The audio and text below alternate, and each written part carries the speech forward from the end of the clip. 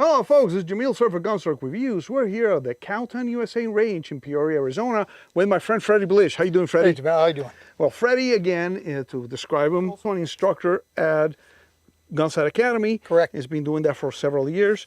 Now, Freddie, explain to me how we're going to teach malfunction clearances with a carbine like this 308 St. Victor.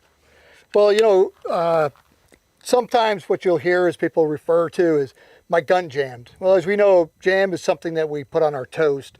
It doesn't describe whether it's a malfunction or a stoppage. I wrote an article for our blog site, Robar's blog site, entitled Jam is Something I Put on My Toast, and I go through the 8 cycles of operation for semi-automatic pistols, describe what those cycles are and then where malfunctions or stoppages occur, what they are, and but what we're going to talk about today is how we can immediately rectify either a malfunction or a stoppage. And in the military parlance, stoppage is a nomenclature for something that we can fix ourselves immediately in the field. A malfunction requires tools. Okay. Unfortunately, in the civilian industry, in the training industry, they've kind of mixed the two terms up, and they refer to as a malfunction as something that we can, perform immediate or remedial action. So for the sake of just continuity with what's going on in the civilian industry, we'll use the terms malfunction. Type 1 malfunction is a failure to feed or a failure to fire, meaning you're going to get a click when you're expecting a bang. Mm-hmm. A type 2 malfunction would be a failure to properly eject all the way out, where we have a round that is partially ejected from the ejection port. And then a type 3 malfunction could either be a failure to extract or 2 live rounds trying to feed, also known as a double feed. And then the last one that we'll do a quick demo on is a bolt over, or we like to refer to sometimes as a type 8, meaning that, your day just got ate up because you've got a malfunction that is kind of out of the ordinary and often will occur while you're clearing a type 3 malfunction. So for the first malfunction, the type 3 malfunction, let's talk about that. Failure to feed, failure to fire. Either the magazine wasn't seated fully and the bolt, when went forward, missed or went over the round and it did not chamber around, or you had a round that had a bad primer or just something caused the round not to fire. Okay. And so how do we solve that problem? Well, it's pretty simple. I'm just going to go ahead and we'll set this up. I'm going to let the bolt go forward. So I've got an empty chamber to simulate this problem. So I'm going to push, pull to make sure the magazine is seated. I've got that in there. I'm going to bring the gun up. I'm going to feel, hear that loud silent gunfight, that click. And what I want to do is I want to push, pull again, make sure the magazine's seated. If you have to, you can tuck it under your armpit, so that way that some people, this requires a lot of upper body strength, and if they go to push, they're pushing the gun up, and then it's and they go to pull it down, well, they're not controlling the muzzle, and you may have a safety issue. But, if you can hold it in your shoulder and push, pull, that's great. If you have to kind of tuck it underneath, that's okay too. So push, pull, roll, rack, and then you're back in the fight. Great. Push, pull, roll, rack. Well, let me try it with live ammo, of course. Yes. We got one round in the chamber there. We're going to clear it. I'm going to clear it out. And I'm going to try it at that target bed at 50 yards and see how it works. Let's do it. Well, the first thing I'm going to do is drop my bolt, and I'm going to load it with a live round, a live magazine. Push, pull. Push, pull. Yep. So what I'm going to do is I'm going to try it. That loudest sound in a gunfight. Which is click. Oh, no. So I'm going to go push, pull. Yep. And roll, rack. Roll it so that ejection port helps you. Yep. And rack, and back in the fight. Back in the fight again. I'm going to shoot one round.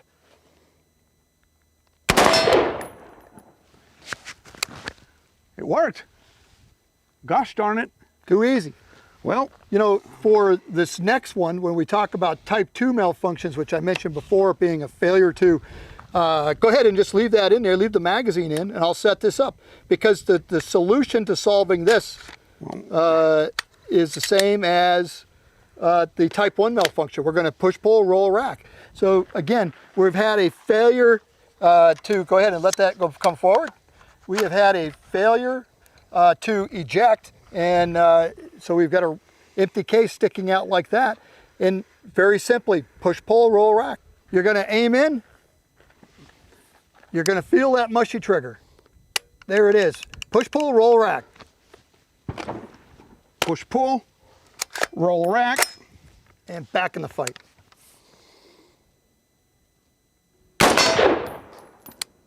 Okay, okay, let's do it. Let's do it. Take safety off. Oh, nothing Your happened. mushy trigger. Push, pull, roll, rack. Push, pull, roll, rack. Oh, did we set up a type 3 malfunction? We set up a type, yeah. And what we have, and what's really great here is we actually have, what we had is a failure to extract, and we have a live round trying to feed in there. So this is a type 3 malfunction, but this is a failure to extract. Hey, this is a great, what I like to call a teachable moment, because we just created a type 3 malfunction, Jamil. So let me walk you through this and show you how to clear a type 3 malfunction. Okay, let's do it. Okay, so what we're gonna do, it's pretty simple. The way we solve this is just like the other ones where we're feeling that mushy trigger, we push, pull, roll, rack. It doesn't solve the problem. So what I wanna do then is I wanna lock the bolt to the rear because I wanna take pressure off of the magazine. I wanna strip the magazine out, okay, just rip it out of there. But now what I'm gonna do is I'm gonna stick my digits up inside of the magazine well to clear out any rounds that might be stuck in there. Now what I want to do is grabbing the charger handle, let it go, and I'm going to rack it 3 times. That was 1, 2, 3. I insert a fresh magazine, rack it, and I'm back in the fight. Awesome. Well, let's set it up again so I can do it. Okay, to set this up, Jamel, it's really easy. We're going to push pull that magazine in. Now what I'm going to do is place this round right on top like this. Keep it elevated like this. And now what I want you to do is just pull the charger handle back and have it go forward real slowly. Boom, look at that. And if you can zoom in here, you'll see this is actually a real double feed. This is a true double feed, a type 3 malfunction, because I have 2 live rounds competing for the same space. Okay. All right, now to clear this, aim in, feel the mushy trigger.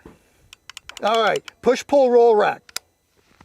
So push, pull, roll, rack.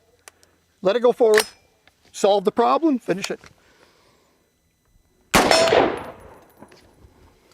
Okay, sometimes we get lucky and that solves that problem.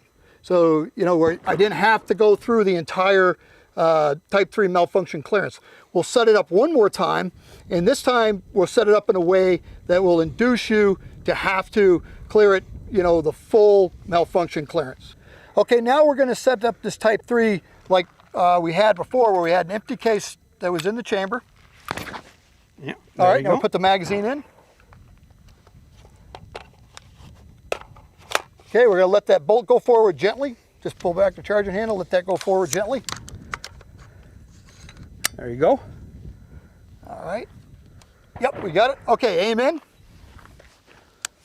All right, here we go. Now, feel that mushy trigger. Now it's push, pull, roll, rack. That didn't solve the problem, so now what we want to do is lock the bolt to the rear, take pressure off the magazine, strip the magazine out. That's it, strip it out, rip it out of there, yep, stow it away, do what you got to do. Now, wait, before we go further, go ahead and take this hand, get your fingers up in there, dig it up, dig it in there. That's it, make sure there's nothing loose in there. Now run the bolt 3 times. All right, insert a fresh magazine. Now, back in the fight. Okay, just 2 things that I would comment on. One, you broke your master grip to run the charging handle. I advise against that. I recommend you always run with a weak hand. Exactly. Okay. And then the other thing, and I know you didn't notice it, but your viewers will, it was on the second time you pulled the bolt that that case ejected. The first time didn't do it, but the second one did, just like we mentioned with the handguns. You know, 50-50 chance the first time, about a 90% chance the second time, and the reason we go a third time is to get that last 10% that may have been stuck in there. Okay, Jamel, one more that we need to mention, and we kind of mentioned earlier, was the type 8 as an ATE, meaning your day is just ate up because of this malfunction. And it's also referred to as the brass over bolt. And what we have here is we've got a piece of brass that's stuck on the charging handle and the bolt stuck right in between there. And I had a customer come in. He had a type 3 malfunction. He didn't know how to clear it properly. And in the process of clearing it, he created this. And he didn't know how to get it unstuck, because what will happen is that the brass is stuck between the bolt and the charging handle. And every time you move the charging handle, it just travels with it. So Okay. the solution to this is actually really easy. All you've got to do is on the bolt catch, press down on the bolt catch, lock that bolt to the rear, and it falls out. Oh, that's Real too simple. It used to be that we were teaching people, taking tools, knives, jamming it in the ejection port to pull the bolt back to do the same thing, when a real simple solution was, hey, just lock the bolt to the rear, chop the charging handle forward, and the brass would fall out. Real simple. That's perfect. Well, Freddie, thank you for all your help with all these malfunctions on the carbine. I actually knew a couple, but I didn't know all of them. Yeah. And this is great information that our viewers are going to find very interesting, especially if they have any kind of modern sporting rifle like the Saint series, whether Yes. in 5.56 or in 308. The quality manufactured guns like this one, you rarely see those malfunctions, but hey, anything made by man can have problems. And when they do, it's nice to know that you can, for the majority of them, clear them on your own in the field. And if you can't, when you go to the gunsmith, to be able to explain to them, hey, this is what's happening, not just my gun jam, but no, it happened, during the feeding cycle, or during the extraction cycle, or during the ejection cycle. That helps the gunsmith help you fix the gun. And sometimes some of these malfunctions can be caused because of fouling, Yes. because you shoot it a lot, you don't Yes. clean it properly, Yes. and this happens. Proper cleaning, proper oil or maintenance of especially these platforms, real important. Okay, awesome. Well, thanks for watching, and thanks, Freddie, for all your help. Thank you for watching Gunstock Reviews. Please visit our website at www.gunstockreviews.com for more exclusive content. Please visit our Patreon page at www.patreon.com/gunstockreviews. Your contributions would be greatly appreciated and help us grow our selections and frequency of videos.